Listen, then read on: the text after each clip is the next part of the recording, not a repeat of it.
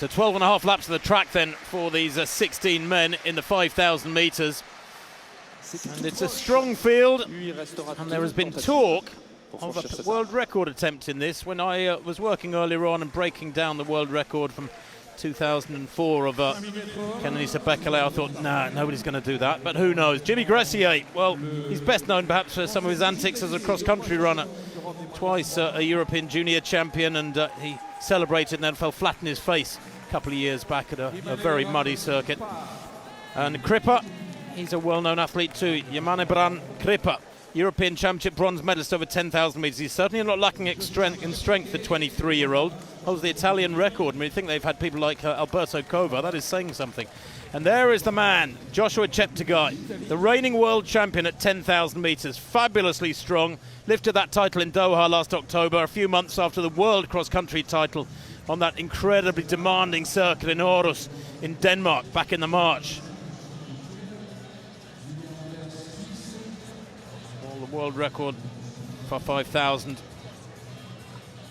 on the roads was set here by Cheptegei back on the 16th of February, so he's got fond memories of Monaco, the Ugandan. He's built nicely this last few years. He was 8th in the Rio 5,000, the Olympic Games, and then 6th in the 10,000 of the year. But that only race he's had this year was that 5,000 world record on the roads, 12:51. Watch out too for Julian Wanders of Switzerland here, third away from the camera. Holds the European record at half marathon.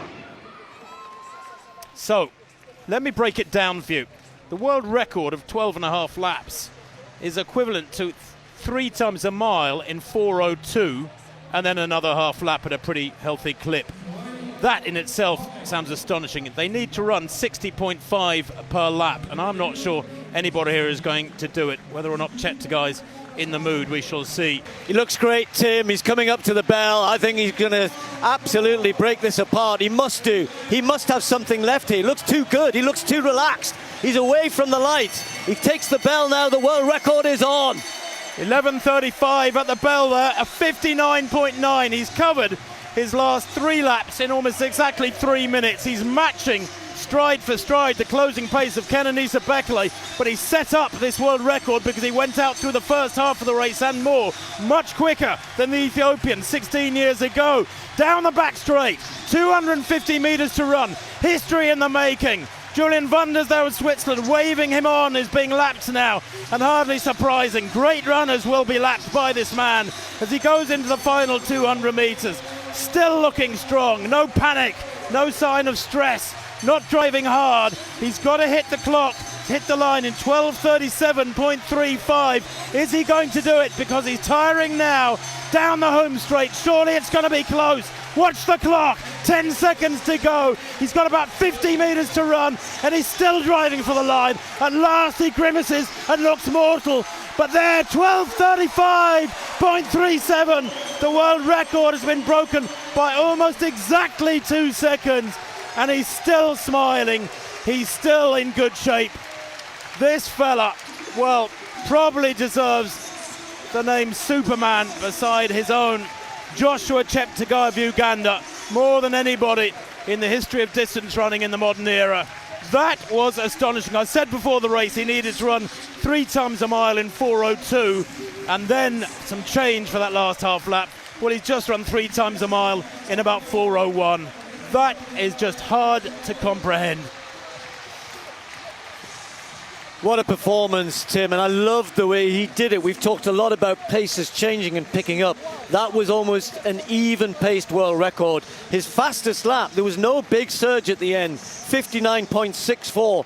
Most of the other laps were within a second or so of that. 60.7, 60.6, 60.4, a couple of 61s in there. Just lap after lap after lap, and then he set himself up. He was tired at the end. He has every right to be tired. What a run, a world record on a night of nights here.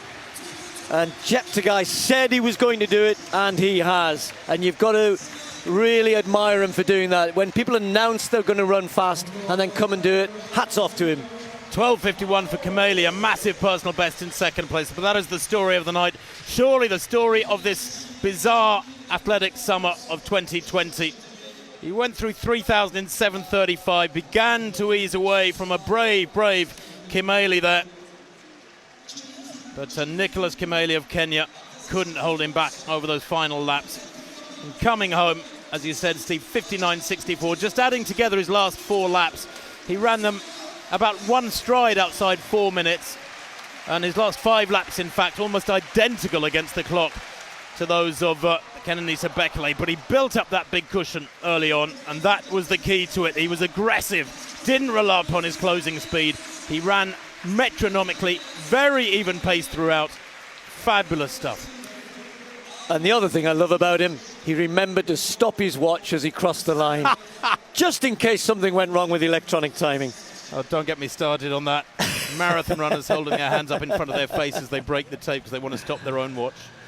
Oh, yeah, you're entitled to look in pain but smile. It's a wonderful, rich pain that you can be proud of. 12:35.36. I didn't think I'd see that world record of Kenenisa Bekele broken for many a year yet. I don't think anyone's really going to... It might be a quiz question. Who was second to Cheptegei on the night he broke the world record? You've got to say, I say broke it. Even a couple of seconds, Tim, at that level is really taking it apart. Doesn't sound a lot, but it is.